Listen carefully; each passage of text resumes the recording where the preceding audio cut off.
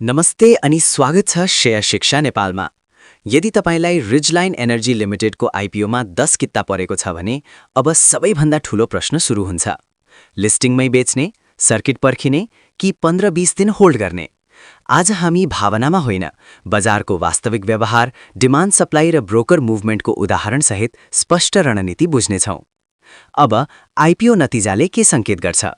कुल आवेदक 26,64,712, शेयर पाउने 1,18,026 जना, प्रत्येकले 10 किता, ओभर सब्सक्रिप्सन 25.12 गुणा। यसको अर्थ डिमान्ड अत्यधिक थियो, शेयर सीमित लगानीकर्तासँग मात्र छ, सुरुवाती दिनमा बजारमा सप्लाई कम हुन्छ। अब खेल सुरु हुन्छ डिमान्ड वर्सेस सप्लाईको।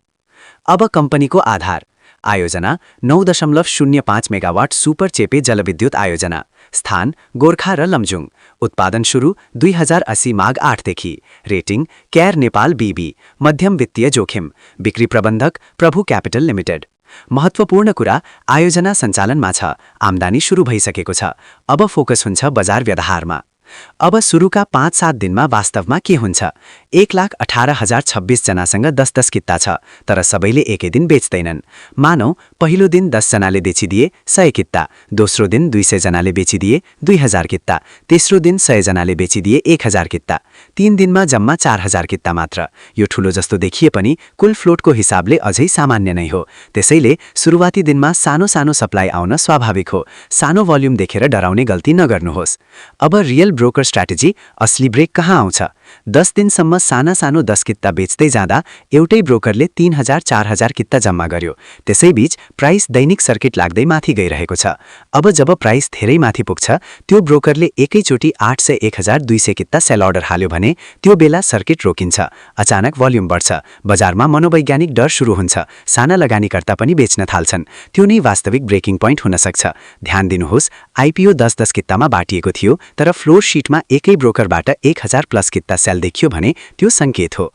अब एलोटेड लगानीकर्ताको स्मार्ट स्ट्र्याटेजी के नगर्ने? पहिलो दिनमै सबै बेच्ने होइन, सानो भोल्युम देखेर डराउने होइन, भीड देखेर निर्णय गर्ने होइन।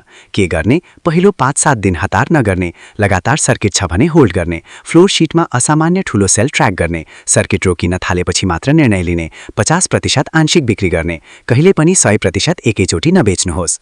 अब बेच्ने स्ट्रङ संकेतहरू। यदि ये संकेत देखिए भने प्रॉफिट बुकिङ सोच्न सकिन्छ। लगातार सर्किट रोकिन सुरु भयो, एकै दिन असामान्य ठूलो भोल्युम आयो, एउटै ब्रोकरबाट ठूलो सेल देखियो, प्राइस साइडवे जान थाल्यो, त्यो बेला आंशिक रूपमा नाफा सुरक्षित गर्नु बुद्धिमानी हुन्छ। अन्तिम सन्देश, आइपिओबाट पैसा कमाउने सूत्र, डर होइन रणनीति, हल्ला होइन डेटा, हतार होइन धैर्य। यदि 1,18,026 जना लगानीकर्ताले पहिलो 7-10 दिन धैर्य राखे भने सप्लाई कम हुन्छ, होल्डिङ पावर बलियो हुन्छ, प्राइस रिटर्न राम्रो हुन सक्छ।